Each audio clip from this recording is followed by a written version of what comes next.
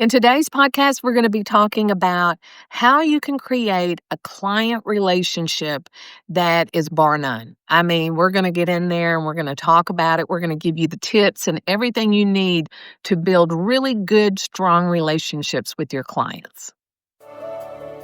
Welcome to the Unstoppable Real Estate Agents Podcast. I'm your host and real estate productivity expert, Kim Hughes.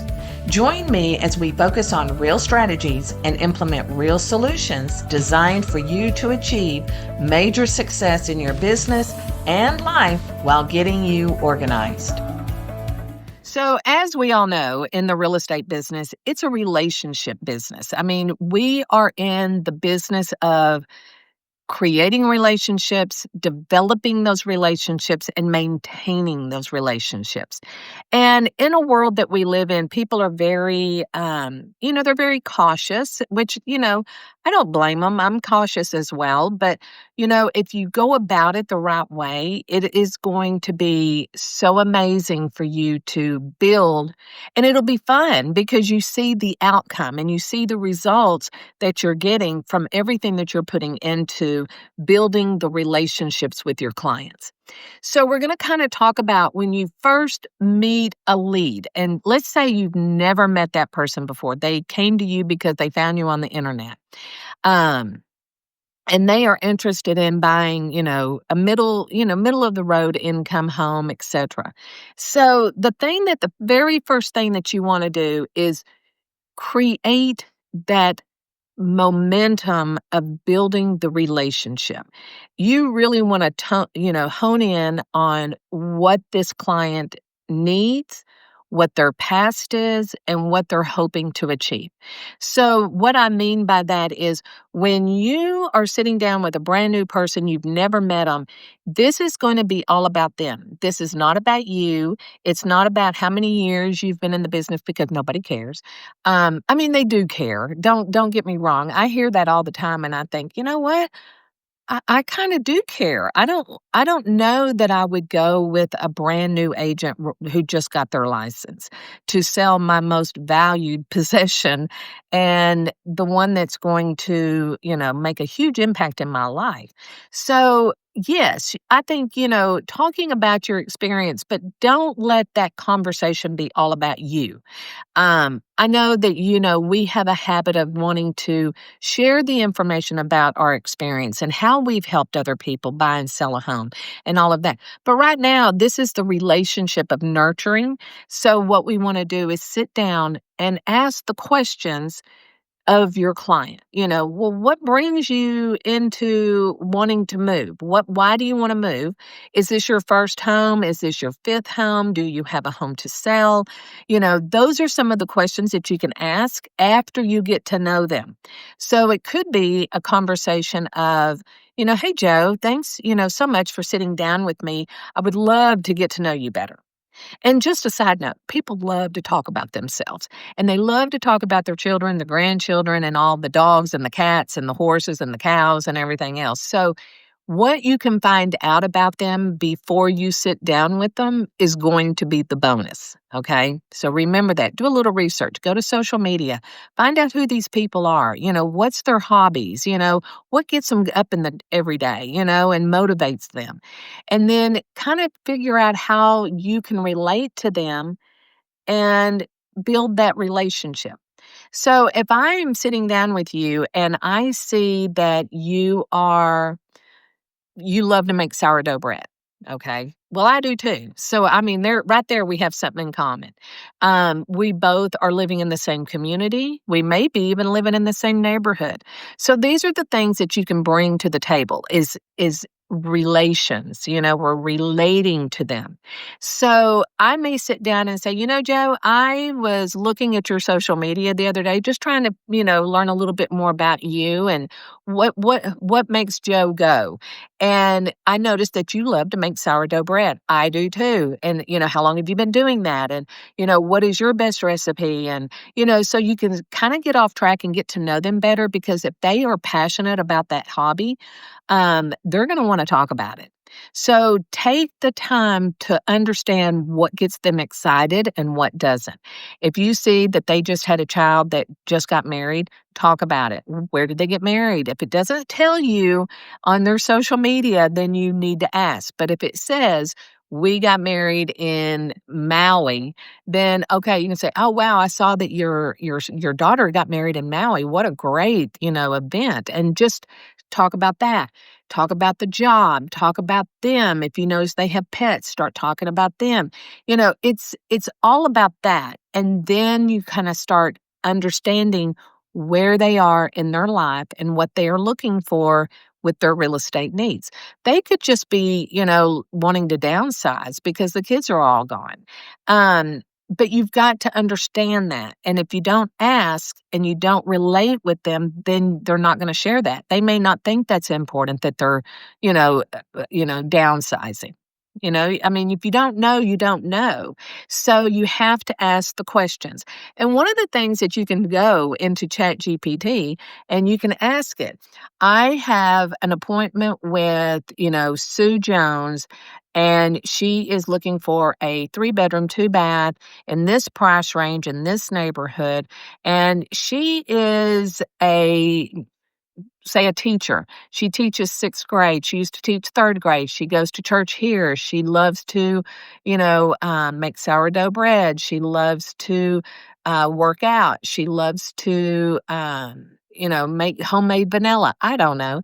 So tell ChatGPT and then say, based on the information I've just given you on this seller, what questions would you ask when you first meet them? And it's going to give you all the questions.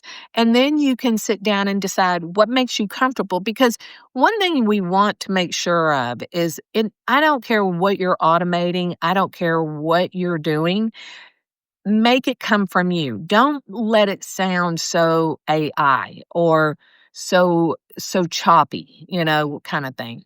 So when I would do that, you know, then I would have my questions, and then I would look at those questions and decide, is that something I would really ask, or is that just something that ChatGPT came up with? So be sincere with what you're doing with your clients. You don't want to be fake. You don't want to be rushed. You don't want to be, the car salesman that everybody avoids when they pull into the dealership. You don't want to be those people. You want to be true to who you are. You want to be interesting. You want to be one of those people that can sit down and engage with other people, look them in the eye and understand what they're saying, hold their attention and things like that. And if you struggle with that, then do it in the mirror. Get in front of a mirror and just start talking to yourself. And you build up that confidence of how you are going to communicate and get to know people. I am one of these people that I can walk into Costco, and by the time I walk out of there, I probably have met 5 people. I'm just one of those people that I love to talk to other people. I love to learn who they are, where they come from. Why are you in Costco? What's your favorite product here? Because I might need it. So I'm always talking to people, smiling, hey, hi, how are you? That's just me. That's the way I have always been. But if you're not that person, then it might be a little harder for you to engage or be the first person to speak up. So what I tell people is go to Sam's, go to Costco when it's really crowded and just start talking to people. I'm not saying go in there and talk about real estate. I'm just saying go in there to get comfortable in talking to people, approaching people. So you could be over there in the produce section and they're picking up mangoes and you could say, oh, I've never tried mango. How does it taste? Do you, et cetera, et cetera. So those are the things that I like to do. I like to get to know people. But if you are struggling with that, then, everybody is different. So what you have to do is find a way to communicate. Get ready to transform your life and your bottom line by turning expired listings into money in the bank while building your listing inventory. And we have done it all for you. Let me introduce you to the ultimate expired listing system.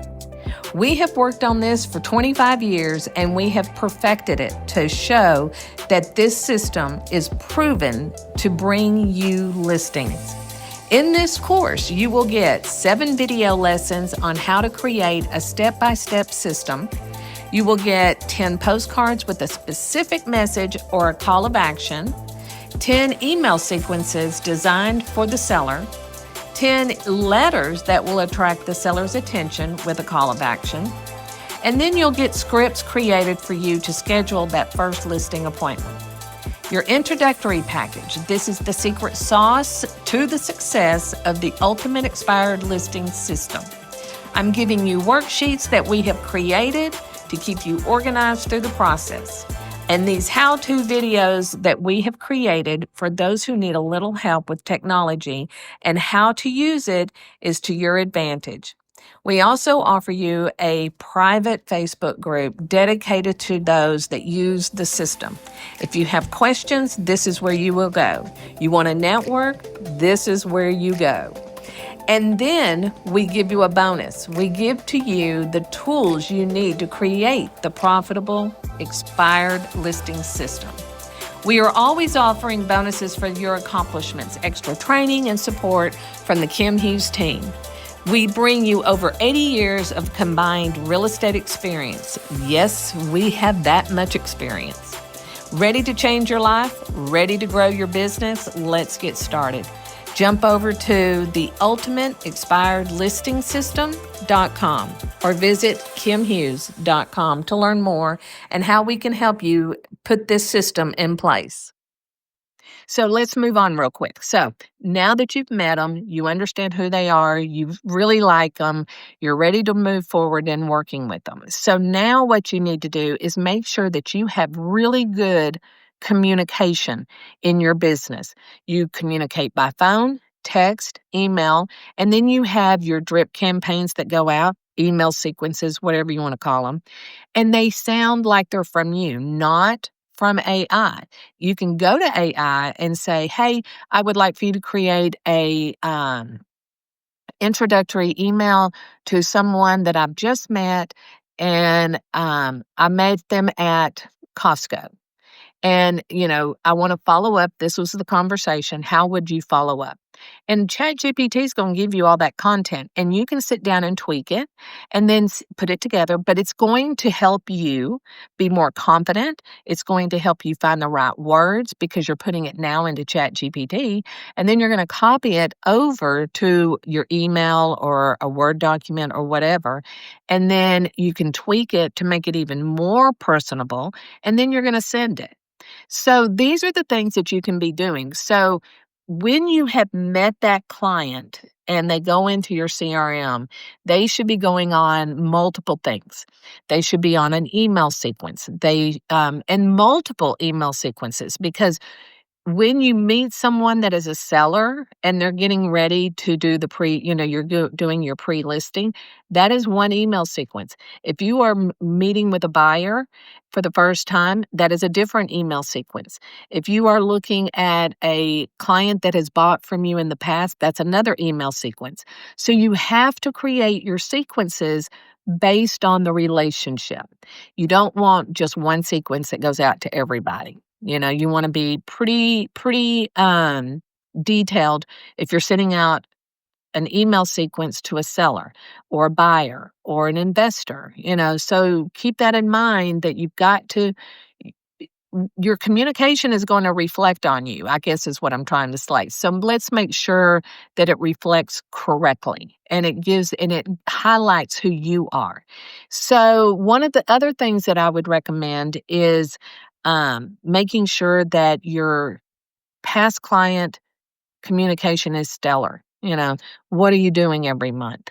What are you sending out? What are you emailing them? Are you sending them a newsletter? Market stats? Are they getting your new listings? Are they getting your the closed listings could go into your newsletter. So that way you're not just bombarding them, because people really don't care if it's sold. They are interested if it's on the market. But once it's sold, you could even just say in your newsletter, we were, happy to, whatever you want to say, but just say, we were happy that the following clients, allowed us to negotiate their real estate contract. And you could have 4 closings and just say in the month of July, these are the homes that we closed on, you know? And you can even make a little side note about those closings that it sold for, asking, it sold for 5,000 over, it sold for whatever. So you can give a little history on how that property sold so that the people that are looking at that and looking to sell, they see what's going on in the market. And that's really important because the markets shift constantly. I mean, we're at now, you know, the one thing that I hear on the street from agents is that sellers are still living in 2020 and 2021. And I am looking at homes on the market and I am getting feedback every Monday how many price drops we're getting. So going in, talking to your clients, making them understand that you are the authority, even though they may want more, it's talking to them and making them understand that you can ask whatever you want, but it's really what are you going to get and how fast do you want to get there? So those are the conversations you can have by phone. You can text your clients, you can text your past clients. And, I'm one of these people that it doesn't have to be all about real estate. It could be motivational. We send out a Monday inspiration every Monday to our clients. And it is just a motivational quote. It's a little story that talks about something that goes along with that. It has nothing to do with real estate. And it is probably our biggest hit. In everything that we send, we have clients that come back and tell us that is our number one email campaign that we get a response to. So, when you are sending out things that don't relate to real estate, then you don't look so hungry, right? So make sure that when you are putting together your content, whether it's to talk to sellers or buyers or, open houses, whatever, know what you're saying, have a dialogue ready, but be yourself, but be able to approach people. A lot of people, you'd be surprised that in real estate, a lot of agents are not those people. And, they're great once you get to know them, but they're not those people that are going to step out of their comfort zone and walk up to you and introduce themselves to you. So that is something that really you should work on because if you work on that on yourself and then you go to your networking meetings, your community organization meetings, anything that you're involved in, make a point to be the first one to walk up to someone and introduce yourself or walk up to someone you already know and have a conversation. It's owning the room is what I call it. I learned this back when I was a senior in high school. I had a English teacher that she was tough. She was a tough one, but you know what? I learned everything. I hated her. And because she pushed me. She pushed me to where I was not comfortable.